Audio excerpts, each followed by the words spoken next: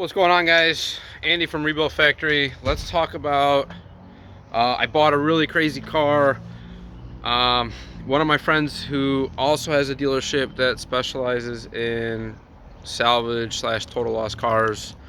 We're always talking, and I'm at the point where I am very much loaded up on inventory and work. I have loans here, I have my money here, and sometimes, we get maxed out and you run out of money and you can't play in the market. But for special cars, you always find some money. So my friend sent me a message, and he sent me a message. He sent me a link to a car. It was a 2012, I think it's a 2012 911 manual. Now we just finished and sold. The most recent one I sold was, I had a 12 911 base manual. We sold that one for 50 grand. That one had 48,000 miles on it. Anyways, that's a different car. My friend sends me a link, 2012 911 manual, 6-speed manual. If you know anything about 997s, getting a 997.2 in a 6-speed manual is pretty rare. It's pretty hard. But the kicker about this car, and I normally don't buy damage that is this heavy.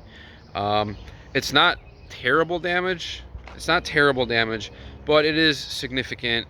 It is going to take longer. It's going to take longer before we finish it and get it to market. A lot of the salvage cars we buy here, the damage is so stupid. Like, cars will be finished in 4 or 5 days, and it's not going to be the case with this one. But again, just because of what the car is and how much I paid for it, I couldn't resist. I had to get it. So here it is, okay?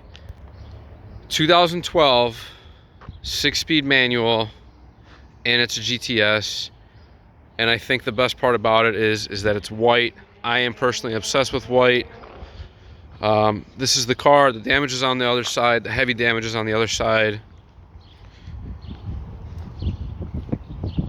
So let's check this thing out. The front damage isn't really a big deal. I'm not too concerned about that.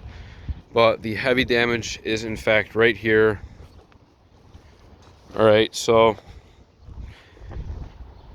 that's how bad this is. Okay, it's pushed in pretty good. You can see the gap here got tight versus the passenger side. On the inner here, deployed bags, all of that, none of that is really a big deal.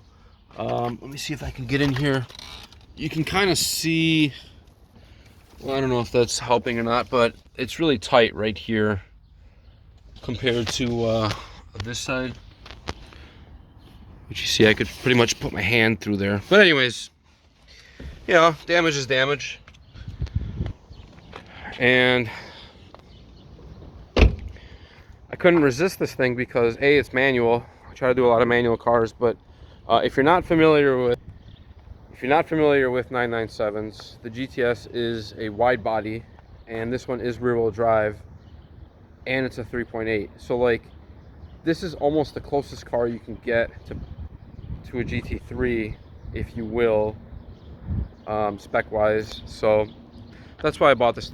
The damage definitely sucks. Obviously, we're gonna have to replace the outer quarter, the door, the rear bumper is gonna get replaced, and when we take the quarter panel off, we'll see what inner damage we have, and whatever panels need to get replaced, we'll replace. But if you're not familiar with these, another thing, if you're not familiar with these cars, is these cars, if this thing had a clean title, this car has how many miles? I think 40,000 miles. A 40,000 mile 6-speed white GTS would probably command like ridiculous money, like somewhere between $90,000 and $120,000 with a clean title. It's gonna be crazy, but I sell most of my cars for about 20% off that market. So low side, you're looking at 90, what's 90, not 90 minus 20, 70 on the low side, 100, let's say 120 minus 25,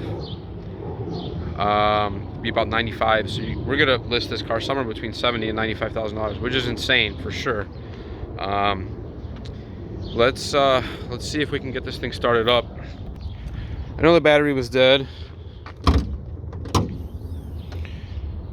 so let's see.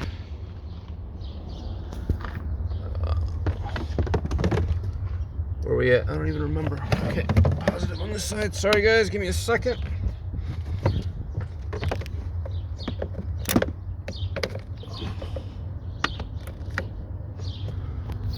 Cool. Light came on. Cool. Rare, but I know it's gonna sound crazy, but there's little signs of things that means that the car was taken care of by its previous owner. Let me jump in here because this door obviously doesn't open anymore. Let's fire this thing up. Really nice steering wheel. I didn't pull the options on this thing yet, but overall, man, the car just, it feels great. All right, hopefully those terminals are on pretty good.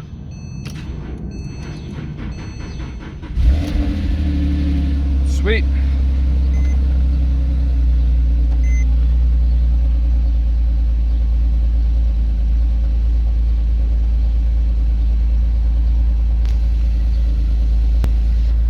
Not worried about any of the error codes. It's all suspension related.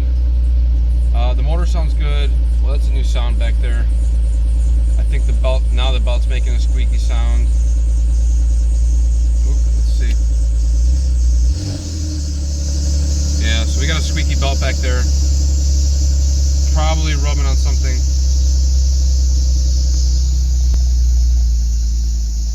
All right. Let's turn this thing off. So what's important is the motor's not knocking, sounds healthy, all the other little things. Not overly worried about it, the belt squeaking or whatever's going on back there. That's not a big deal. I'm overall, this car should do pretty well. A quarter panel, we got off the phone with Porsche. A quarter panel from them is about $2,200. Obviously that's just one part we're gonna need. If I had to guess, we're probably gonna spend around 10 grand on parts, because that's usually what happens. Let me get out of this thing. Whew. It's usually about what happens, around 10 G's for parts, labor-wise, I don't know, maybe a month. Oh, I forgot to put the window. Okay, whatever. Probably about a month on labor-wise. Now, things that suck that I wasn't anticipating from the pictures of when I was bidding on this thing, and this is just how it is sometimes. This wheel's got a chip right here, which definitely sucks. We're gonna have to get that repaired, or I might have to replace this wheel. And the reason why this, little things like that suck is because, dude, there's nothing on these cars that are cheap. Oh, what leaked out? Something's leaking out. Okay. Other damage that is unexpected is these tips are damaged, which, again, to get the car back to like nothing happened, sometimes this can be really expensive. Like, what are my options here? Do I buy tips from Porsche? For some of this stuff is really expensive, even used. Like, nothing is cheap for these cars. Parts aren't cheap. When you're trying to really bring the car back to condition, there's nothing that's cheap about the process. But anyways, if you want to follow along, it's going to be a minute. We got other cars that are ahead of this one. We just finished a 997 turbo that's manual. Other cool stuff, Whipple Z06, heads cam intake Z06. This 911 turbo is finished.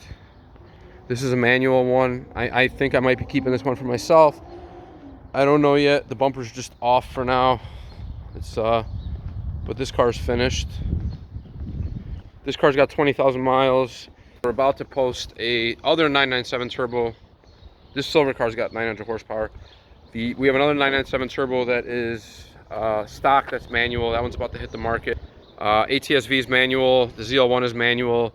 This SS is automatic, but we have a black one that's manual. So if you're just making it over to this channel or page, we're just getting started with content. We do a lot of manual cars. Sometimes we joke around. Me and my guys joke around, and this place really is the real life save the manual operation. So if we come around here, we have, let's see,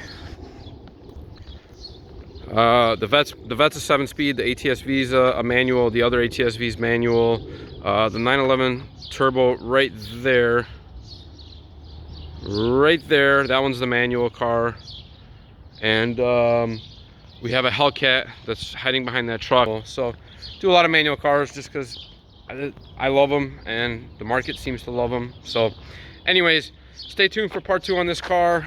Next video, we'll probably start getting it on the rack and start tearing it down, and you know, do some pre-pulls, and then start ordering whatever parts need to be replaced. It's almost a wide body conversion to narrow body. Look at that. Anyways, this is my Salvage GTS that we purchased, and we'll see how this project ends. Thanks for watching.